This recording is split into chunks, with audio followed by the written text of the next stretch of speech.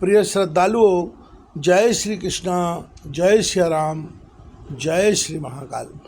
भगवान श्री कृष्ण अपने प्रिय सखा अर्जुन को मोह से बाहर निकालने हेतु श्रीमद् भगवद गीता के माध्यम से और जीवन का अमृत ज्ञान प्रदान कर रहे हैं।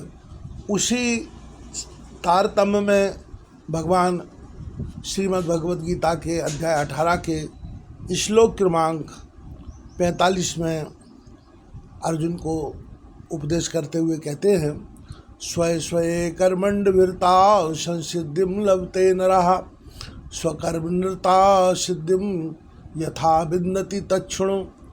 अपने अपने स्वाभाविक कर्मों में तत्परता से लगा हुआ मनुष्य भगवत प्राप्ति रूप परम सिद्धि को प्राप्त हो जाता है।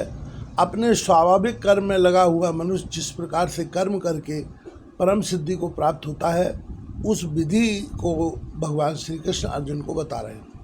यथा प्रवृत्तिर्भूतानां येन शर्मिदं ततं स्वकर्मणा तमभ्यर्च्य सिद्धिं विन्दति मानव।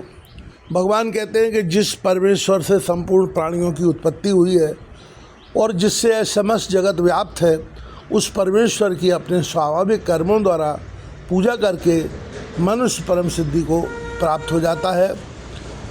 भगवान कहते हैं कि जैसे बर्फ जल से व्याप्त है, वैसे ही संपूर्ण संसार सच्चिदानंद घन परमात्मा से व्याप्त है।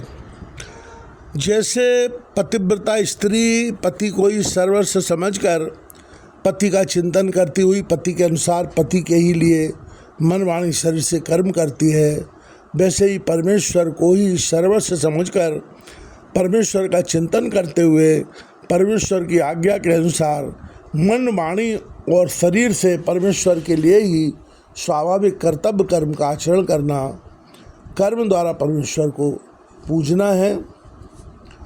प्रकृति के अनुसार शास्त्र विधि से नियत किए हुए जो धर्म हैं और कार्य हैं, सामान्य धर्म का स्वाभाविक कर्म है, उनको ही यहाँ स्वधर्म सहज कर्म, स्वकर्म, नियत कर्म,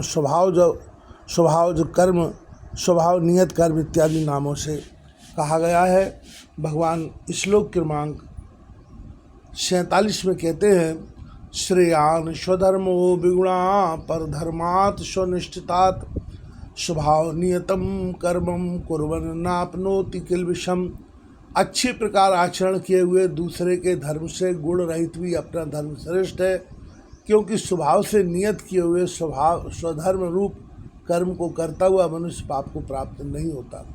सहजम कर्म कौन्तेय सदोषमपि न त्यजेत सर्वारंभा ही दोषेण धूमे नाग्निरिवावृता।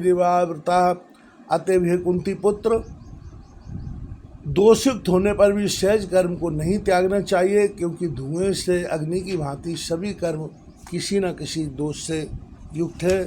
भगवान श्लोक क्रमांक सर्वत्र आसक्ति रहित बुद्धि वाला, स्पृहा रहित और जीते हुए अंतःकरण वाला पुरुष सांख्य योग के द्वारा उस परम नैष्कर्म सिद्धि को प्राप्त होता है।